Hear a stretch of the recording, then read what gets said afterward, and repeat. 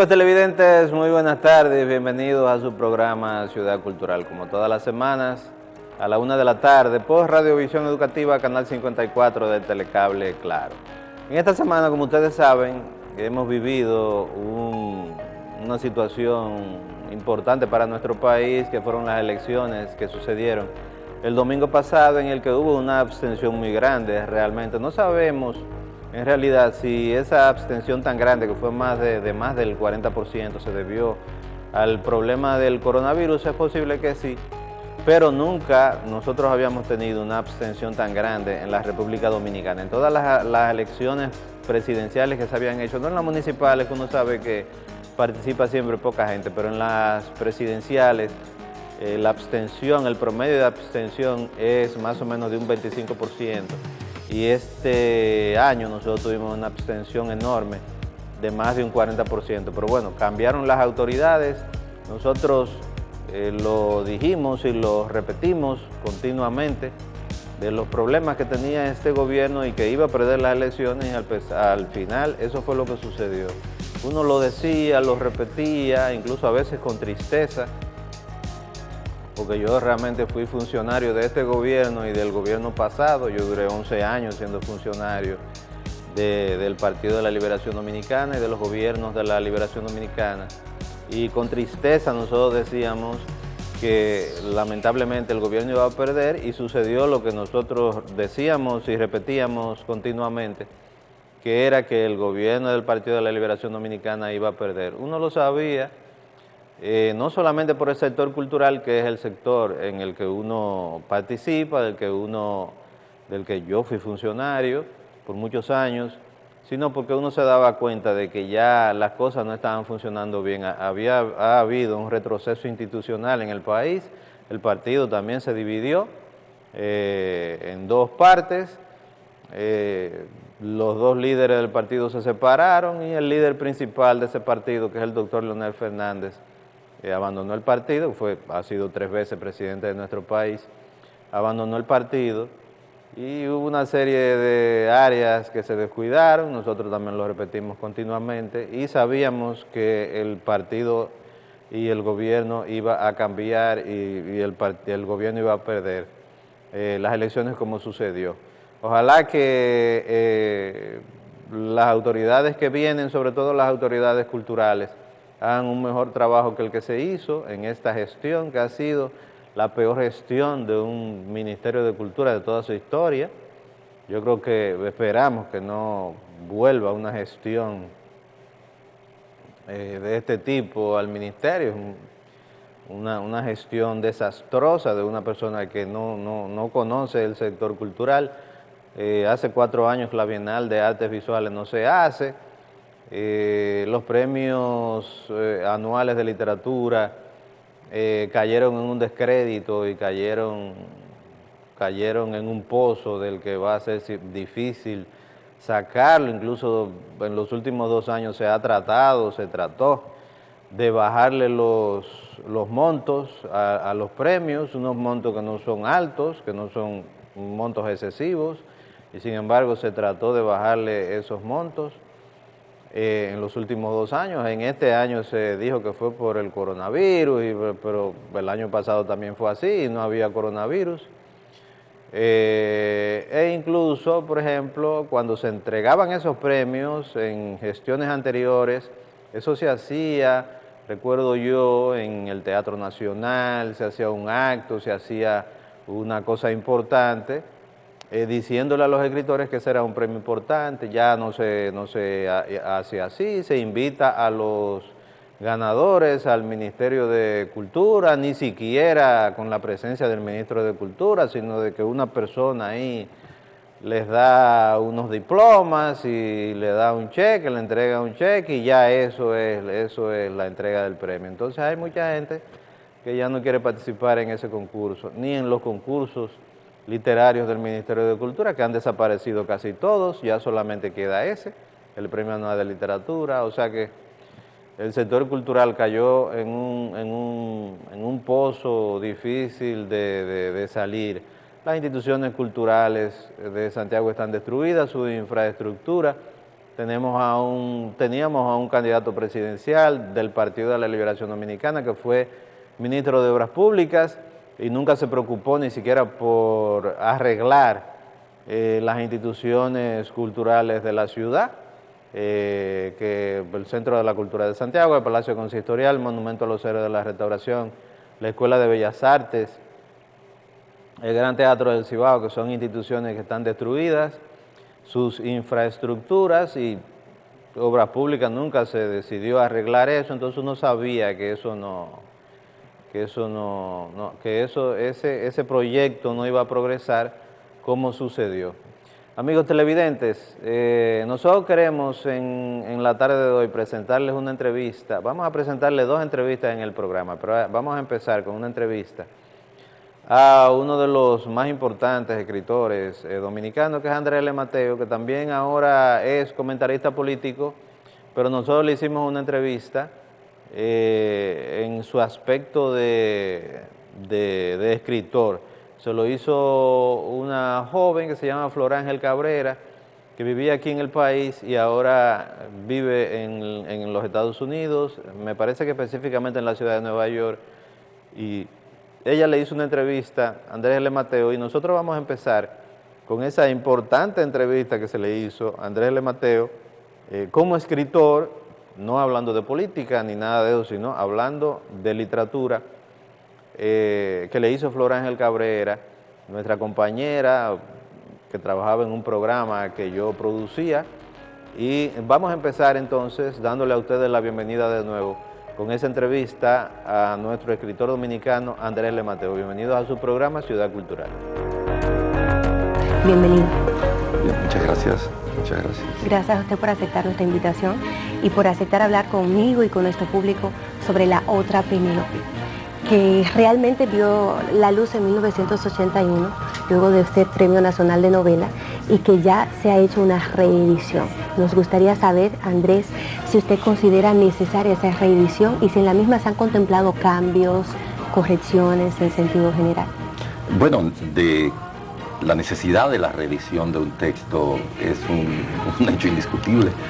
Una vez un escritor produce un texto, lo que más interesado está en su vida es justamente que ese texto se reproduzca permanentemente, que tenga siempre lectores que reactiven lo que se narra en el texto, porque la concepción moderna del lector es una concepción en la que el lector es partícipe del acto creativo mediante la lectura. Por eso todo texto narrativo hoy día es un texto abierto, y el acto de la lectura, digamos que resitúa toda la trama de la narración, porque la concepción del lector como un ser pasivo y la concepción de la obra misma como un punto cerrado, tan pronto el escritor termina de escribirla, ya no tiene ninguna razón de ser. Las reediciones, por lo tanto, es en realidad la vida de un texto y son fundamentales.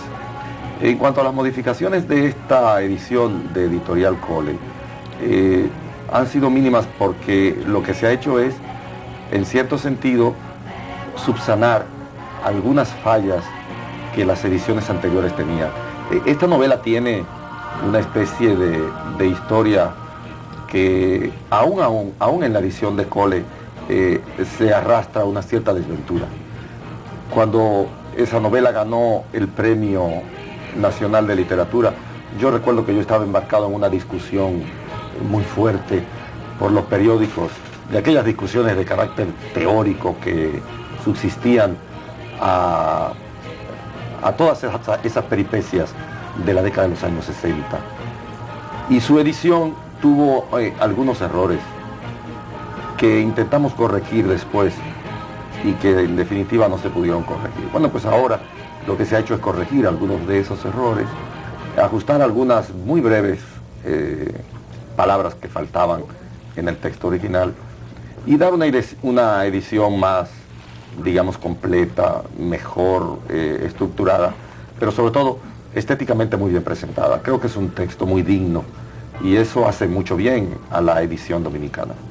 Don Andrés, ¿piensa usted que precisamente el tema que ha mencionado, la desventura, la desesperanza, el sinsentido cotidiano de la otra Penélope sigue siendo tan actual como en el 1981? Quizás no.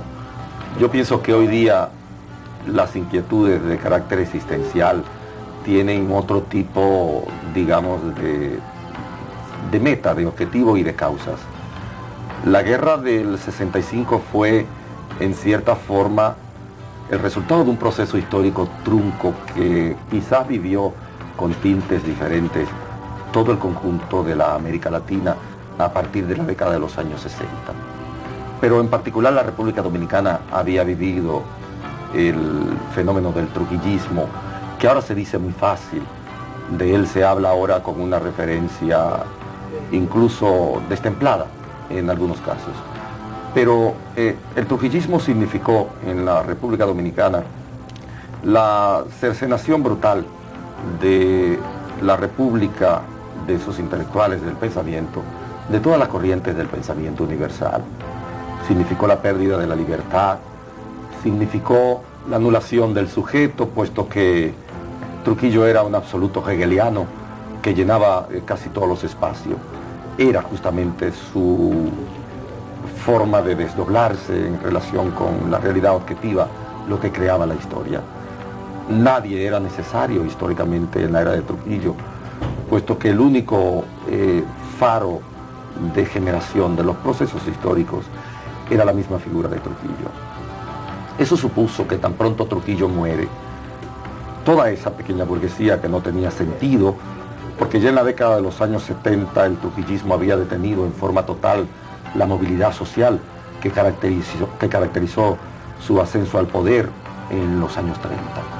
En los años 60 el trujillismo ya había convertido a la sociedad dominicana en una inmensa masa inmóvil. Todos los estamentos sociales no tenían ninguna posibilidad de circularidad y el mundo dominicano estaba fosilizado en sentido general. Los ascensos en la vida social eran imposibles porque Trujillo manejaba una cartera de empleo que abarcaba más del 87% de la cartera de empleo de la nación y porque el resto eran los empleos que provenían de sus propias empresas, ya no las empresas del Estado, aun cuando en el trujillismo tanto los bienes del Estado como los del dictador personalmente eran indiscernibles, no había frontera. Esto originó que a la caída de Trujillo, sin ninguna duda, el ideal de esta pequeña burguesía mirara hacia la redención social como si ésta estuviese a la vuelta de la esquina. Y si a ello agregamos el hecho de que la Revolución Cubana había generado en el mundo americano unas expectativas espectaculares en relación con la revolución y los cambios profundos que las sociedades estaban demandando para la época, es obvio que tan pronto ese cuadro se definió como una derrota plena para la pequeña burguesía, lo que sobrevendría sería la desazón, la desesperanza, el sentimiento de frustración y de derrota que acompañó toda la expresión de la literatura dominicana después de la década de los años 60. Un poco que en la otra Penélope se recoge ese universo. Si te fijas, las discusiones que ocurrían en el Roxy Bar y que en la otra Penélope se reflejan desde el discurso ficcional, eran discusiones en cuyo espíritu vibraba sin ninguna duda esas ansias de libertad, ese deseo de redención social, ese espíritu de igualación de las realidades sociales desiguales que había ya canonizado el trujillismo, ese deseo abierto de una juventud que proclamaba con piedras y palos en las manos, buscando culpables en la calle, la necesidad de la libertad plena. Esta novela recoge ese ambiente, recoge una atmósfera que es el telón de fondo histórico del discurso ficcional y en relación con la cual, tal vez con un sentido trágico que era solo explicable en las condiciones particulares de esa historia, la mayor parte de esos personajes se juegan su destino. Fue así. La realidad era todavía más rica que lo que esa novela pudo plasmar. En el mundo dominicano no hay ninguna duda de que los años 60 concurren a una movilidad social prácticamente desconocida en toda la historia política y social dominicana. Nosotros tenemos 2 o 3 momentos históricos de grandes movilidades sociales. Las 3 últimas décadas del siglo XIX fueron momentos de espectacular movilidad social en el país. El propio periodo de los años 30 en el que Trujillo asciende al poder, hay una enorme movilidad social porque Trujillo hace abolición absoluta de todas las jerarquías sociales. Todavía para los años 30 la sociedad dominicana organizaba los estamentos sociales a partir de las viejas denominaciones provenientes de la España feudal. Y había gente de primera, de segunda, de tercera. Y Trujillo rompió con esas... Andrés, ¿podríamos decir que el trujillato le marcó a usted como escritor? Yo creo que sí, que nos marcó a todos, no solo a mí, e incluso a las generaciones que no lo vivieron. Porque en cierta forma el trujillato era una expresión que encarnaba una constante de la historia nacional. La manifestación del autoritarismo, Trujillo la llevó a un punto culminante. Por lo tanto, si Trujillo era esa expresión concreta de la historia nacional, obviamente que incluso quienes no lo vivieron en forma dramática han tenido obligatoriamente que asumirlo como tragedia. Yo pienso que sí. Todos los escritores que provenimos de la década de los años 60 estamos marcados por esa impronta y por muchas otras concomitantes del proceso social que se vive no solo en la República Dominicana, sino en América Latina entera. Andrés, ahora le voy a hacer una pregunta que, como particularmente creo que todo está dicho y hecho, se la han hecho muchas otras veces, puede que varíe ahora un poco el estilo, y es el hecho de que usted como escritor, ¿cuáles son sus influencias? Como de otros escritores, ¿de quién tiene usted una parte de este, una parte del otro? Creemos, particularmente como programa y como lectores en este caso, que advertimos en su literatura, en sus novelas, un poco de influencia de Juan Carlos Onetti y de Ernesto Sábato. Quisiéramos saber si realmente es así y hasta qué punto nos equivocamos. Bueno, es probable. A propósito de que hablaba usted ahorita sobre todo el existencialismo y de la desventura y todo este tipo de cosas. Bueno, sí, yo pienso que eso es posible. Sobre todo yo soy un excelente lector de Juan Carlos Onetti. Creo que no mucha gente lee a Onetti en el continente americano hoy día, sobre todo porque Onetti es un escritor de mucho reto en relación con el proceso de entendimiento del discurso ficcional. Onetti para mí es un descubrimiento importante en términos de las situaciones límites a que lleva sus personajes y la gran riqueza psicológica con que construye la determinación con la que estos personajes se juegan su existencia. Para mí es inolvidable un texto como Junta Cadáveres o como El Astillero, aun cuando yo prefiero el Onetti, digamos, menos leído, el Onetti de La vida breve, que es un texto muy poco leído por difícil, pero que a mí me parece la mejor novela de Juan Carlos Onetti, y cuya factura escritural podría influir poco en un autor. Yo sí soy un gran lector de Onetti. No creo que el reflejo de Onetti en mis textos sea tan predominante. Hay, sin embargo, autores menos mencionados, porque algunos críticos dominicanos han sacado a relucir mi relación con Onetti ya en otros textos. Pero hay autores... Bueno, con Sábato es muy escasa. Sábato es un escritor bastante reducido. Quizás el Sábato de Sobrehéroes y Tumbas, que es para mí el único Sábato que existe. Yo creo que Sábato es el autor de una sola obra.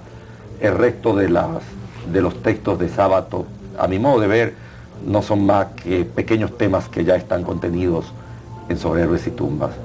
El Sábato del informe sobre Ciego, el Sábato de Abadón el Exterminador, el Sábato del Túnel, confluyen todo como pequeños ríos a ese gran monumento que es Sobrehéroes y Tumbas. Pero Onetti sí es probable que esté en mis textos. En cambio, yo creo en la influencia de otros autores que a mí me marcaron mucho. Por ejemplo, hay una escritora norteamericana llamada Carson McCullers, a quien yo leí de pie. Quienes conocen mi vida saben que yo he sido un buen lector desde muy joven, no desde ahora. Siendo muy joven yo tenía una gran capacidad de lectura y podía leer enormemente, digamos, la literatura francesa que yo leí en la década de los años 70, la leí casi de un tirón. Y yo fui un buen lector, como alguna gente sabe, de la literatura francesa. Pero cuando uno se encuentra con autores no tan mencionados, como Carson McCullers, por ejemplo, siente el impacto de un autor a quien hubiera uno querido, digamos, sustituir. El mejor elogio que yo le puedo decir a un escritor después que leo su texto es decir, a mí me hubiera gustado haber escrito este texto. Por ejemplo, Onetti tiene un cuento, Onetti tiene varios cuentos, pero hay dos cuentos de Onetti que yo siempre cito como una joya escritural. Es un cuento que se llama Jacob y el otro, y el cuento que se llama El posible Baldi. Onetti es un escritor de fuentes infinitas, sus recursos técnicos son también apreciables. Él a su vez es un escritor muy marcado por Faulkner. Justamente Onetti es un escritor sumamente influido por Faulkner. Su Santa María es un remedio inexorable del Yopanatawa de Faulkner, y la estructura de muchos de sus personajes que se conforman a partir de una saga que es una saga infinita en el caso de Onetti, porque hasta su muerte en sus últimos libros estuvo sacándole partido, están dados como esa continuidad narrativa que el propio Faulkner creó desde la escritura norteamericana. Faulkner es el maestro no solo de Onetti, sino de Rulfo, como de García Márquez, y yo diría que hasta mío, porque Faulkner sí que me influye mucho.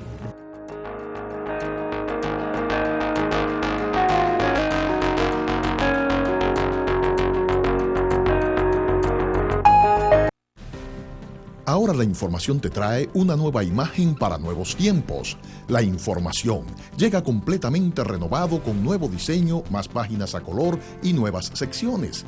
La información, 35,000 ejemplares diarios para llegar a 120,000 lectores en Santiago, El Cibao, Santo Domingo, todo el país, New York y España.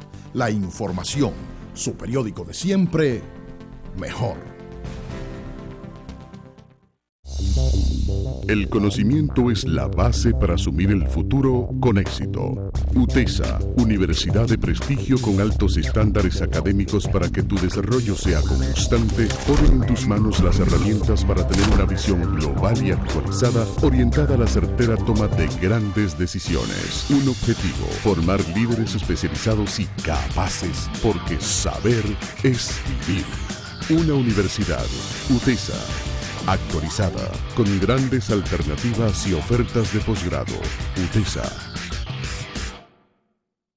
Si tienes un libro o una obra redactada y necesitas hacerle las correcciones de estilo, las correcciones de redacción, o necesitas asesoría sobre derechos de autor, ISBN, publicación impresa o en Amazon de tu libro, comunícate con nosotros. Editorial Juguete de Madera, 809-886-5151. Corrección de textos, asesoría en publicaciones digitales o impresas, 809-886-5151. Si necesitas que tu libro salga sin ningún error y sin ningún problema de edición, comunícate al 809-886-5151, que es también nuestro número de WhatsApp.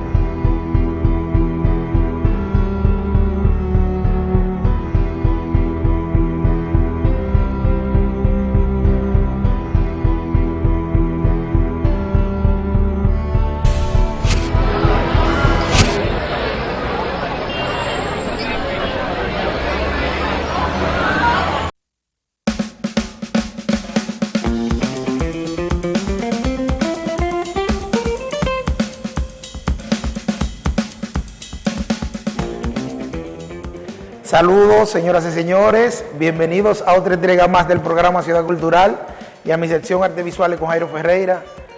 En esta ocasión me voy a dirigir a ustedes muy cordialmente para desearles primero salud y luego que estén cuidándose y manteniendo el distanciamiento social.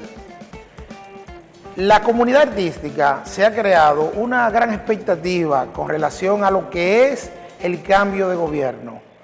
Esta transición que vamos a vivir se va a reflejar también en el sector cultural y nosotros los artistas plásticos tenemos nuestras expectativas.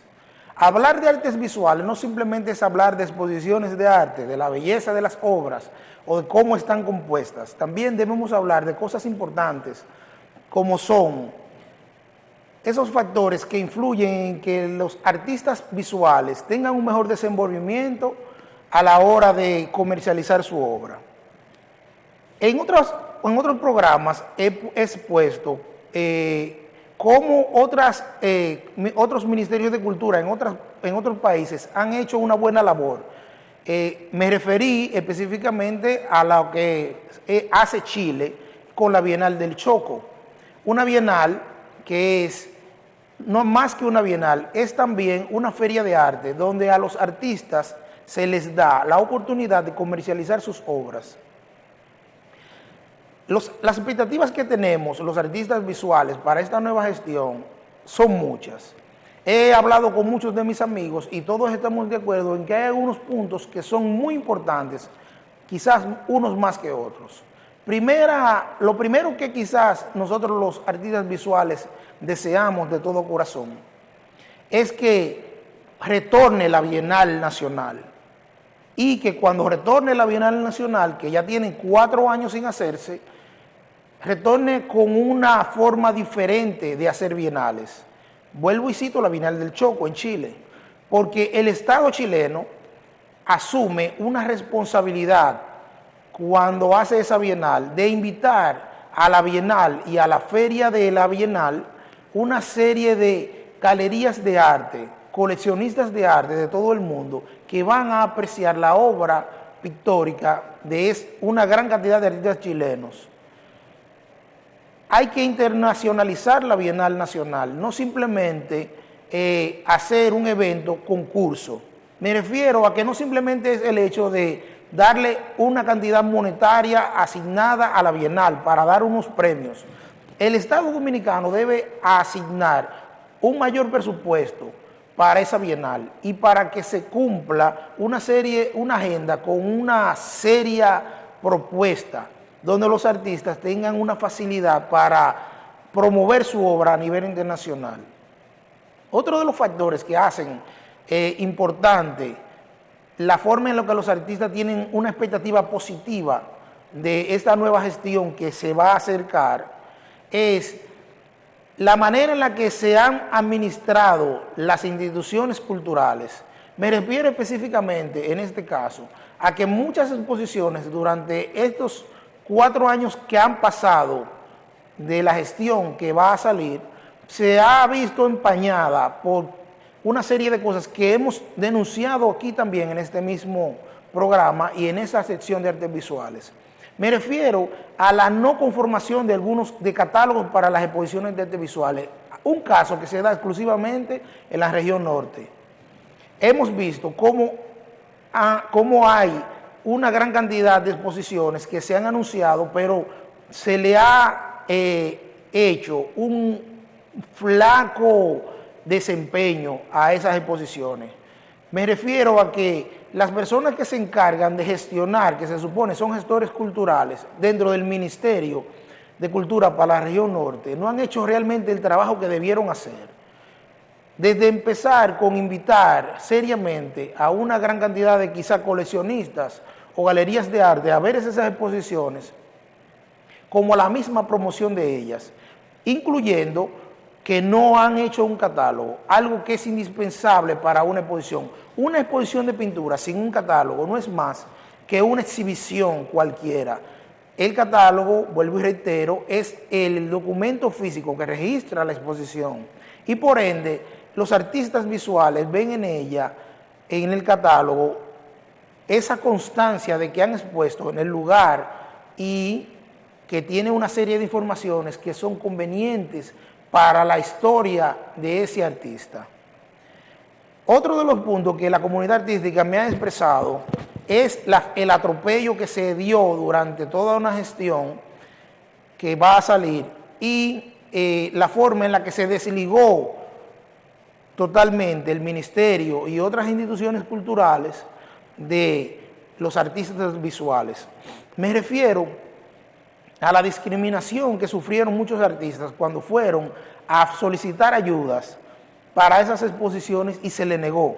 Esperamos de todo corazón, los artistas visuales, no solamente de la región norte, sino de todo el país, que haya una mayor captación positiva para los artistas, que se pueda contar realmente con el Ministerio de Cultura, que se pueda acercar un artista joven al ministerio y plantearle que quiere quizás hacer su primera exposición individual, que este ministerio tenga toda la responsabilidad de darle un catálogo, una buena promoción, de orientar a ese artista y de ponerlo en un sitial dentro de una comunidad artística grandiosa como es la comunidad de artistas plásticos. Hay otros factores que también son importantes y de los cuales estaremos hablando en otras ocasiones. Señores, tomemos en cuenta que los cambios pues se convierten en cambios positivos a la vez que son positivos para las personas a las que se toca con ellos. Nosotros somos una comunidad grandiosa. La ciudad de Santiago, por ejemplo, tiene una gran cantidad de artistas plásticos. Inclusive, nosotros somos una de las ramas del arte que mayor población tiene. La comunidad de artistas plásticos es más grande que la comunidad de teatro, es más grande quizás que la comunidad de danza, y así por el estilo. No puedo hablar así de quizás de los músicos porque hay una gran cantidad de músicos, pero que hagan arte constante, que sean artistas profesionales. Somos los artistas plásticos, la comunidad más grande, si no solamente en Santiago, quizás dentro de todo el país, y quizás una de las más marginadas. Esperamos que se termine la exclusión, que se termine esa dejadez de las autoridades y que de una vez y por todas haya un respeto, no solamente para la comunidad de artistas plásticos, sino para toda la región norte, que muchas veces la vemos excluida en cuanto a lo que son los presupuestos nacionales para hacer cultura y hacer arte, que vuelva la cultura a los barrios, que vuelvan los artistas plásticos a enseñar arte dentro del Ministerio de Cultura, en esos barrios vulnerables donde tenemos una gran cantidad de jóvenes que ni trabajan ni estudian, los llamados nini, a los cuales los artistas plásticos, muchos los hemos ayudado, que sigan los programas que han sido positivos, como los programas que han tenido buenos esta gestión que va saliendo. Una crítica es la falta de continuidad que se le dan a los programas que son positivos y que son buenos. Inclusive escuché al actual presidente, que es nuestro presidente electo ahora, Luis Abinader, referirse a que se le dará continuidad a algunos de esos programas positivos. Eso esperamos, porque muchos de esos artistas elaboran en esos programas y muchos de esos artistas son parte de la sociedad dominicana y nosotros, la comunidad de artistas plásticos, no estamos excluidos de eso. Espero que ustedes, al igual que yo, lleven la voz cantante, que no solamente sea una sola persona que que pueda expresar sus demandas y su anhelo porque las cosas funcionen bien realmente. Para mí ha sido un placer compartir con ustedes. Recuerden que este es el programa Ciudad Cultural. Recuerden que esta es mi sección, hablando de artes visuales con Jairo Ferreira. Gracias a las personas que miran este programa, que están siempre atentos en las redes sociales, a mis live y a mis redes sociales. Síganos en Instagram, síganos en Facebook, síganos en YouTube, sigan el programa Ciudad Cultural, que es el programa de todos y es el programa de la comunidad de artistas plásticos de todo el país. El programa Ciudad Cultural se transmite desde el Museo de Arte y Cultura Dominicana de Utesa, en la ciudad de Santiago. Somos el programa de cultura y arte de todo el país. Recuerden que estamos hechos para educar y para ayudar a que la comunidad en general tenga una visión más clara de lo que es la cultura y el arte. Muchas gracias.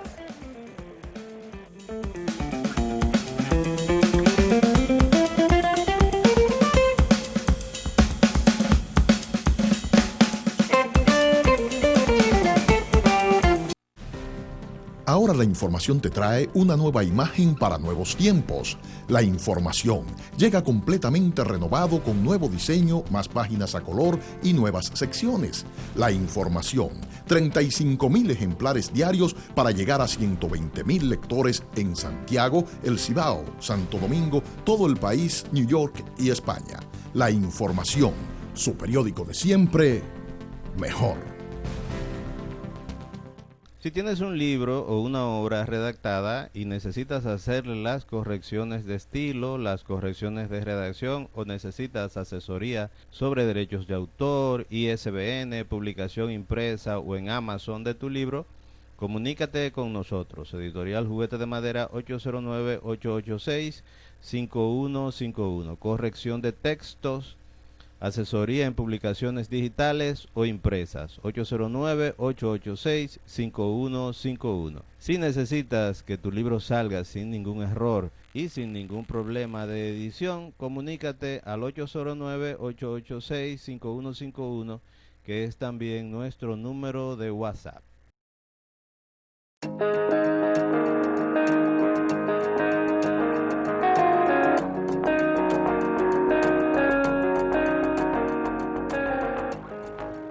Amigos televidentes, esperamos que les haya gustado la entrevista a Andrés L. Mateo, que pasamos hace un tiempecito ya en el programa, antes de la sección de nuestro compañero Jairo Ferreira. Y ahora nosotros vamos a presentar otra entrevista, también realizada por Flor Ángel Cabrera, a otro de los escritores importantes de nuestro país, que es Marcio Veloz Magiolo. Marcio Veloz Magiolo es uno de los escritores más importantes de la República Dominicana. Me parece que es el narrador paradigmático vivo de la República Dominicana, por supuesto, porque tenemos también a Juan Bosch, a Pedro Peix, a Virgilio Díaz Grullón, etcétera, etcétera. Pero el escritor vivo paradigmático, narrador vivo paradigmático nuestro es Marcio Veloz Magiolo.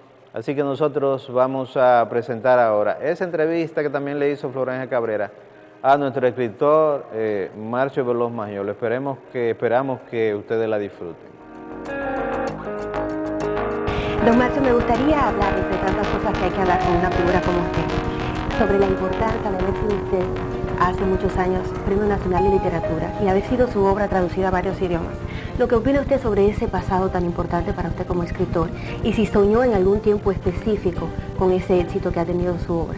Bueno, tú sabes que el sueño es gratis, siempre se sueña, pero yo creo que en mi trabajo de tesonero, de publicaciones y de invención de mundos imaginarios, siempre pensé que podría haber algún momento en que mi obra tuviera una repercusión, ¿no? A partir de que se me otorgara el Premio Nacional de Literatura, que es un premio por la obra total, yo he comenzado una nueva etapa de producción literaria, que está reflejada ahora en esta novela Uña y Carne y que se reflejará aún más en un libro de cuentos que saldrá y en una novela que estoy escribiendo, ¿no? Yo he pensado siempre el escritor piensa en un futuro completo, en un futuro que alcance unas dimensiones más allá de lo nacional.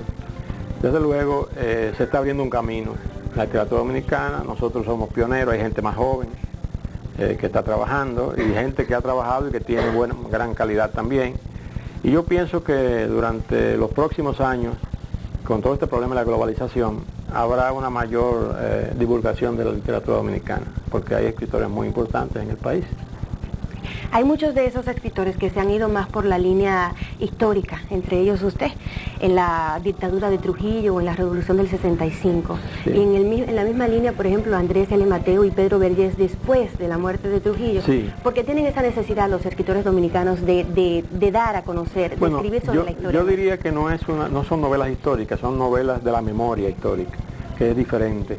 Porque no se trata de narrar una historia de la era de Trujillo, sino de una literatura en la cual haya una cronología de hechos, sino de un ambiente, de un ámbito del cual no podemos deshacernos, como le aconteció a Tulio Cestero con la dictadura de Lilis, que escribió una novela, La Sangre, y novelas como Ciudad Solar, que reflejaban un periodo de la historia dominicana.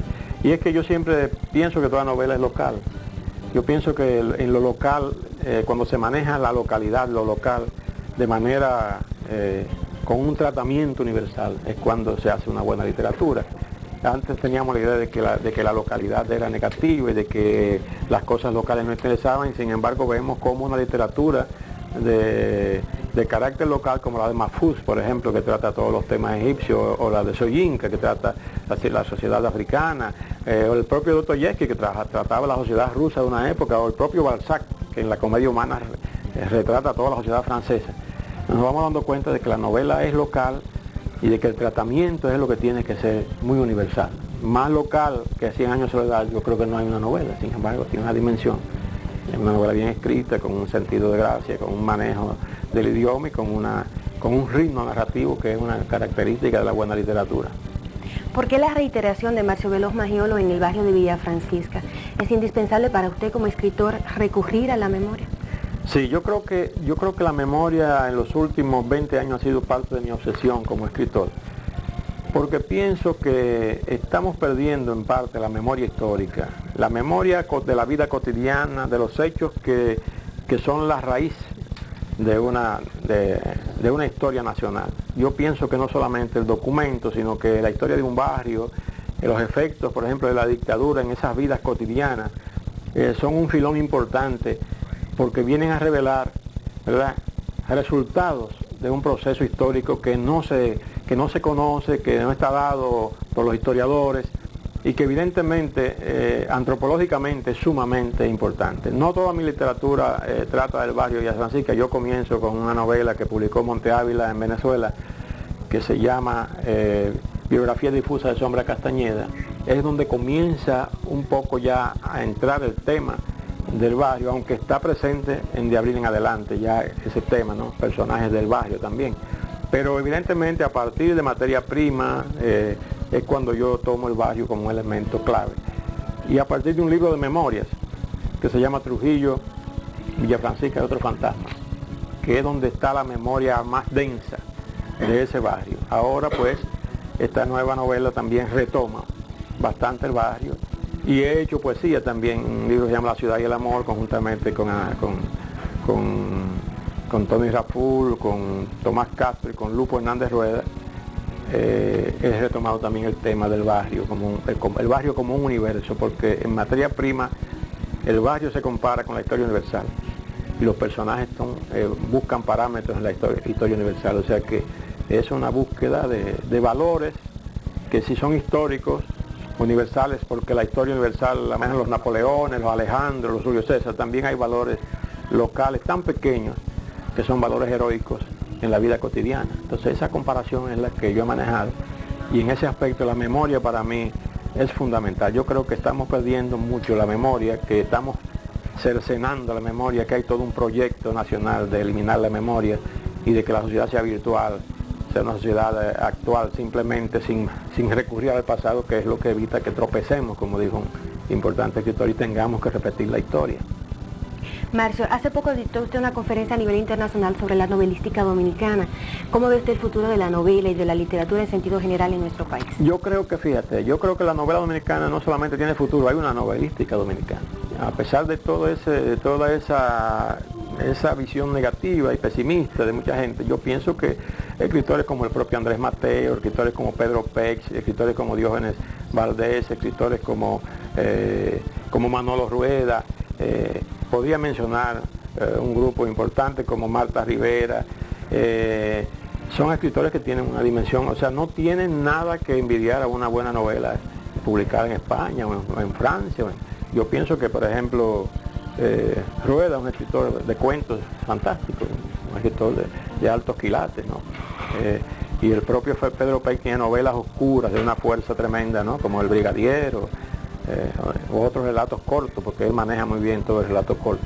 Yo creo que hay una literatura dominicana de que lo que hay que tratar de que salga, ¿no? De que se expanda, de que se vea que hay una visión literaria novedosa en un país que ha tenido la mala suerte de ser siempre visto desde el punto de vista de lo que Trujillo cortó y lo que Trujillo significó. Un país en el que hace 20 años los personajes más conocidos eran Trujillo y Rubirosa. Es decir, dos personajes, bueno, nefastos de la historia dominicana. De modo que ahora tiene que haber un país con Juan Luis Guerra, con Carné Peguero, con los grandes artistas nuevos, con la gente que está saliendo, con una visión de que con Julio Zavala. Es otro país, es un país dominicano con otro perfil, que es el perfil que tenemos que animar. Y yo pienso que en esto una política cultural del Estado es fundamental para una arrancada, ¿no?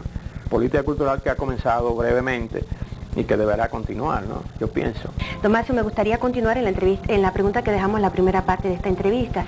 Si tenemos tanto talento que proyectar a nivel de literatura, ¿por qué hasta ahora los libros dominicanos no han salido al exterior? Bueno, fíjate, algunos libros han salido, o sea, escritores como por ejemplo Rodríguez de Morici publicaron obras fuera, Fabio Fiallo publicó la canción de una vida fuera en Europa. Es decir, ha habido realmente una serie de escritores que han publicado muy brevemente. Ahora, a partir del negocio editorial, la literatura debe promoverse. Y el problema es que hoy ya no es como antes. Hoy los lectores de las casas editoriales deciden. Y debe haber siempre una presencia dominicana en ese ámbito de las editoriales. Yo creo eso, porque tengo experiencia, porque por ejemplo mi novela Biografía difusa de Sombra Castañeda se publica en Venezuela, publica en Monte Ávila porque Juan Liscano, que era el dueño, el director de la editorial, la lee y le interesa mucho y decide publicarla, aún inédita. Pero por ejemplo Pedro Vergés gana un premio importantísimo en España y sale su novela Solo cenizas hallarás, Bolero, una gran novela, ¿no? Y ahora Andrés Mateo acaba de tener yo diría no solamente la suerte, sino porque tiene una enorme calidad como narrador, sino también la posibilidad de abrir un camino. Yo pienso que es un problema también de enfoque, ¿no? Y de coyunturas políticas y coyunturas culturales. En el caso, por ejemplo, de la novela cubana, que es muy buena, también la Revolución Cubana estableció una política de promoción de sus escritores. O sea, Carpentier publicó muchas cosas antes de la Revolución Cubana, pero cuando las editoriales cubanas publican El siglo de las luces y promueven a Carpentier emerge como una figura importante. Yo pienso que, por ejemplo, un escritor como Rueda, por ejemplo, un gran escritor de teatro, o un magnífico narrador, y además un cuentista excelente, es un escritor que puede perfectamente ser publicado. Don Juan Bosch ha tenido ¿verdad? Por su calidad y por su larga labor literaria ha tenido la posibilidad de publicar también en muchos lugares, en Chile, en España. O sea, yo pienso que es un problema de promoción y de calidad a la vez. Y pienso que cada quien promociona lo que puede promocionar y cada quien promociona lo suyo.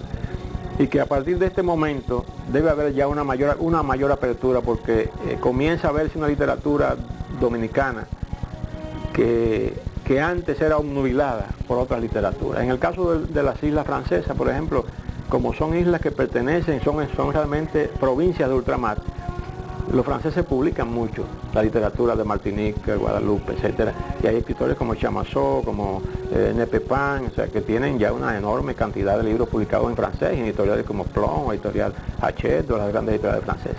Pero lo de España es diferente. España no tiene provincias donde se produzca su escritura, tiene un territorio inmenso donde se habla el castellano, y hay todo un gran negocio importante de la literatura. En cuanto un escritor dominicano pueda penetrar en el mercado, como va a pasar con Andrés Mateo, yo creo que se va a abrir un panorama mayor, porque es un panorama que debe abrirse, porque yo diría que la calidad existe.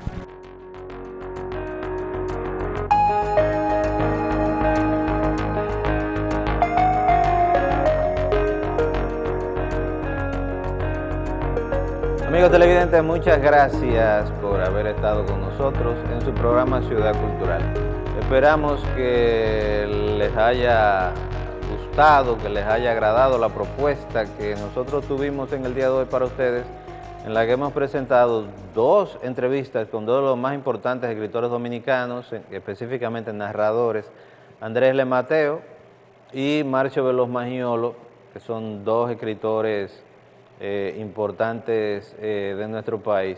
De nuevo queremos agradecerles a ustedes el haber estado con nosotros y miren, ojalá que ahora que ya llegamos al final del programa, queremos hacer un pequeño comentario. Ojalá que las nuevas autoridades vengan con otros proyectos, con nuevas ideas, vengan sobre todo con un apoyo económico importante al Ministerio de Cultura. Realmente, para serles sinceros, no tenemos muchas expectativas sobre lo que se va a hacer, esa es la realidad.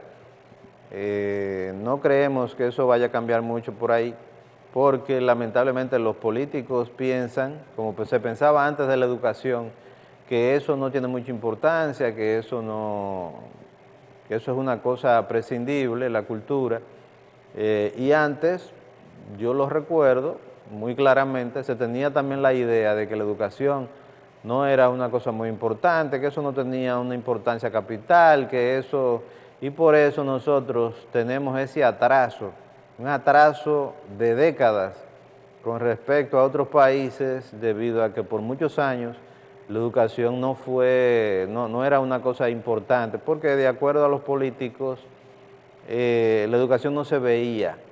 Lo que se veían eran las construcciones, eran las infraestructuras, eran las edificaciones, etcétera, etcétera. Y la educación en sí, eso no tenía un significado político porque eso no se veía.